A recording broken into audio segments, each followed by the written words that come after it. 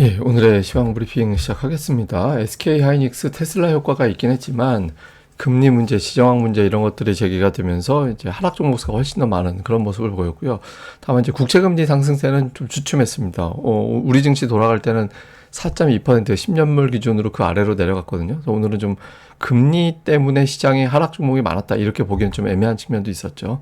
뭐 수급은 되게 불안했는데 외국인들이 현물 팔고 선물은 사고 이렇게 좀 엇갈리는 매매하면서 계속 지그재그로 코스피 지수 자체는 뭐 치고받고 하는 그런 형태만 만들어 놓고 있고요. 금융주 강세 보였고 통신주가 상대적으로 선전하고, 근데 이런 종목군들은 옛날식 표현으로 경기 방어주라고 보통 표현하거든요.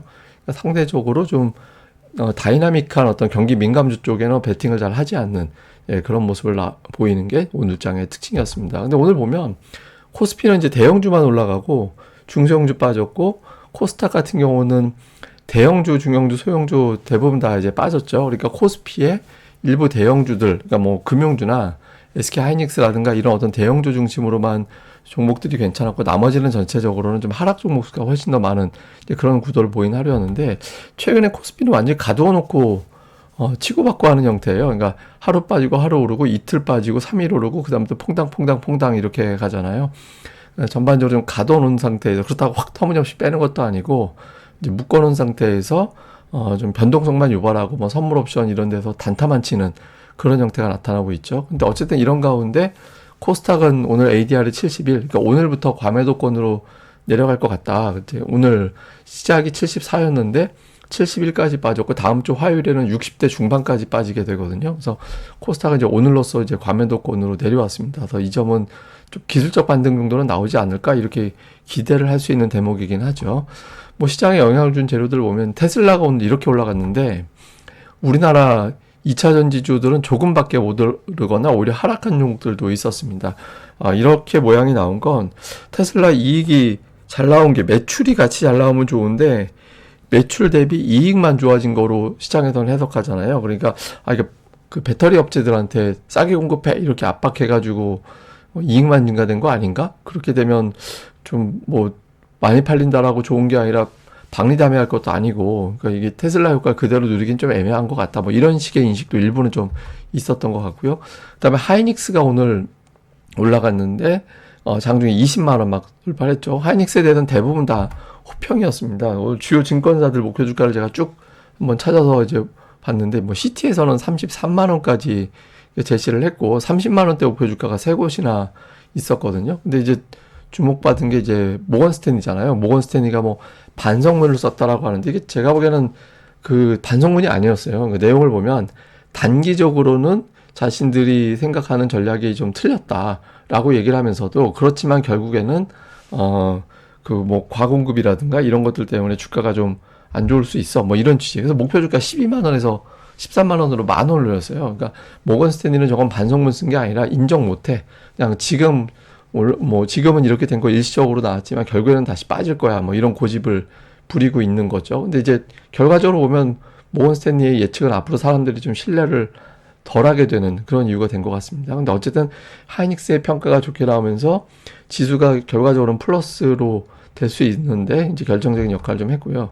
자, 뉴스들을 좀 몇 개를 좀 살펴보면 국내 투자자들이 자꾸 미국으로 가고 있다. 이제 이게 사실 이게 그런 얘기 많이 나와요. 그러니까 지금 보면 뭐 미국 시장은 저렇게 최고치 근처에서 머물고 있는데 우리 증시는 양시장 다 연간 하락이 돼 있는 상태잖아요. 그래서 이런 부분들에 대해서 좀 뚜렷하게 어떤 뭐 조치가 나온다든가 이런 것들이 아니다 보니까 뭐 저런 현상이 자꾸 이제 빚어지고 있는 거고, 그 다음에 또 하나는 저는 공모 제도도 굉장히 문제가 있다라고 생각을 하는데, 이번 달에 또 굵직한 공모주, 그러니까 신규주들이 상장을 하잖아요. 근데 이게 상장시켜 놓으면 공모가 이하로 확 떨어지게 된다라는 거. 근데 이게 뭐가 문제가 되냐면, 보통 신규 상장할 때 거래대금이 엄청나게 형성이 되거든요.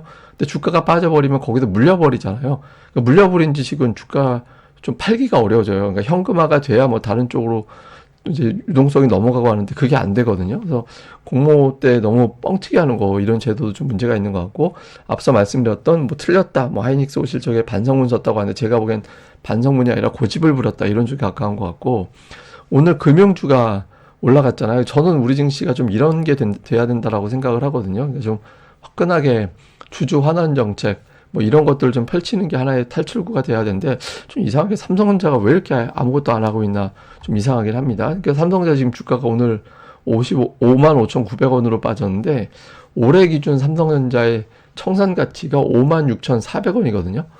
그러니까 청산 가치 밑으로 내려온 거예요.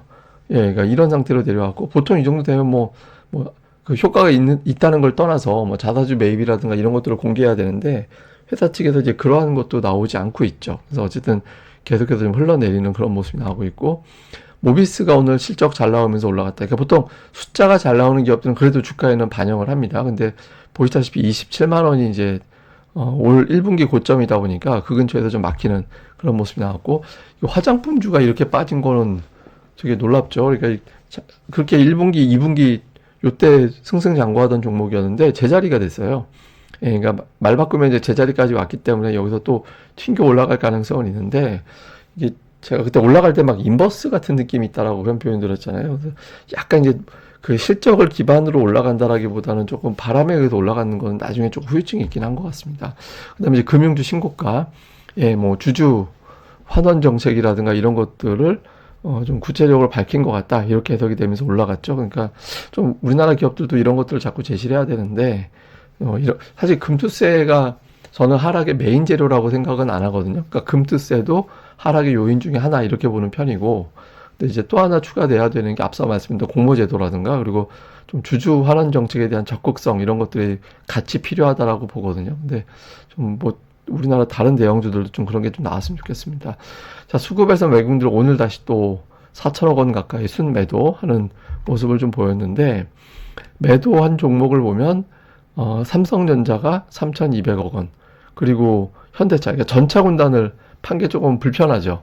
예, 그러니까 4천억 원 이상이 전차군단에 집중되어 있는 편이거든요. 매수는 이제 금융주, 그리고 하이닉스 이번 주 닷새 전부 다 매수했습니다. 다음에 금융주 이외에 보면은 하이닉스하고 한미반도체 이런 것들이 좀 매수가 들어가 있고 조선주 쪽에 좀 일부 매수 들어가 있는 게 특징이었고요. 다음에 기관 투자자들은 주로 이제 금융주라든가 다음에 지배구조 관련된 분쟁 이슈가 있는 고려아연 이런 종목군들을 좀 매수한 게 특징이었는데 근데 상대적으로 보면 이제 금융주가 제일 많았어요. 예, 그리고 이제 매도에는 순매수, 기관이 순매수한 날인데 삼성전자가 이제 매도 쪽으로 가 있다라는 게 좀 특징이죠. 그다음에 코스닥 쪽에서는 외국인들이 파드웨, LLB 그러니까 제약바이오 계열의 종목이 순매수 상단에 들어가 있었거든요. 그러니까 알테오젠을 매도하고 다른 제약주를 매수했는데 오늘 업종에 약간의 변화가 생긴 거는 요 아랫단으로 보면 일부 좀 반도체들이 좀 들어가 있는 거죠. 골라서 선별적으로 좀 매수한 게 특징이었고 기관들은 이번 주 매수하던 거에서 크게 벗어나진 않았는데 다만 이제 엔터주 제약 반도체 매수였거든요. 근데 이제 엔터가 좀 오락가락하고 반도체와 제약주는 그래도 어쨌든 좀 골라서 선별적으로 담는 그런 시도는 있었던 것 같습니다. 자, 일단 테슬라 하나가 유난하게 올라가서 빅테크 나머지는 거의 그냥 수급 쏠림 현상에 미국에서 별 볼 일이 없었거든요. 근데 어제 말 바꾸면 뭐냐면 다른 빅테크는 모멘텀이 없었다는 얘기예요. 예, 그러니까 이게 좀 더 좀 완만하게라도 대부분의 종목군들이 좀 플러스 낼 수 있는 힘이 좀 만들어져야 이제 시장이 좀 편안해질 수 있겠죠. 특히 이제 미국의 금리와 달러, 금리 고금리 상태에서 달러 인덱스까지 올라가게 되면 잠시 또 보여드릴 겁니다만은 환율 올라가는 게 조금 부담 요인이거든요. 그러니까 앞서 말씀드릴 때 제가 기대 요인이라고 하시는 건 시장이 과매도권으로 떨어져서 기술적 반등이 나올 수 있다라면 이 달러는 조금 경계 요인이 됩니다. 이건 좀 체크를 해봐야 될 것 같고 그다음에 실적이 잘 나온 대형주들, 그러니까 이게 시장이 안 좋게 될 때 제가 미들 구원투수들이라고 하이닉스하고 현대차를 표현을 드렸잖아요. 근데 이런 종목군들이 하루 이틀 반짝하고 밀려버리면 믿을 구석이 없어지게 되거든요. 그래서 이런 종목군들이 계속해서 좀 버텨내는 그런 흐름이 나올 필요가 있고, 그다음에 코스닥 오늘 대형 제약주들이 밀렸는데 시소라고 해야 될 업종이 부각된 건 오늘 별로 없어요. 그러니까 이제 2차 전지가 조금 올라가긴 했지만 시원스럽게 올라간 건 아니라서.